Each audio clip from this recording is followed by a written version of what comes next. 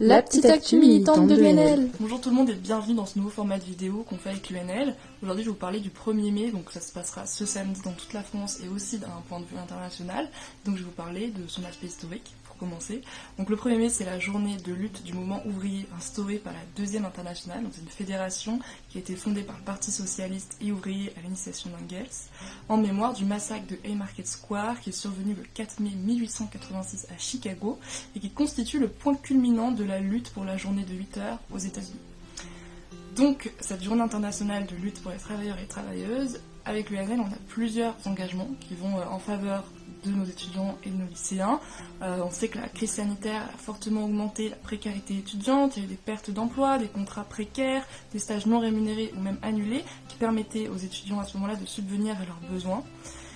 Et donc se rajoute à cela une situation de détresse psychologique par le travail en distanciel, l'éloignement des proches notamment, et on se retrouve avec une augmentation de la dépression et de l'anxiété chez nos jeunes.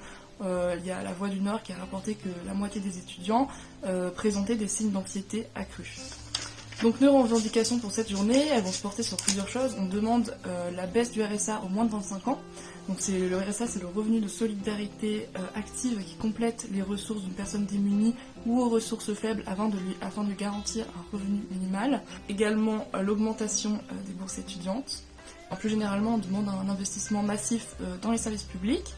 Et on se place contre les licenciements et les contrats précaires des étudiants. Pour cela, on demande la rémunération des stages minimum au SMIC et on demande un plan d'embauche massif pour les jeunes.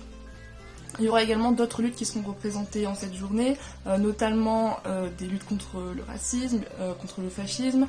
On aura des cortèges antifascistes qui seront présents dans les plus grandes manifestations au sein des villes, contre le sexisme et les violences faites aux femmes en général, et on se placera aussi en faveur des transitions écologiques et des droits pour les minorités, je pense aux personnes LGBTQIA+, notamment. Voilà, donc ça va se passer dans les grandes villes majoritairement. Vous pouvez essayer de vous renseigner via les fédérations de vos départements pour avoir plus d'informations là-dessus, et si vous avez des questions, n'hésitez pas, on est joignable en message privé ou autre.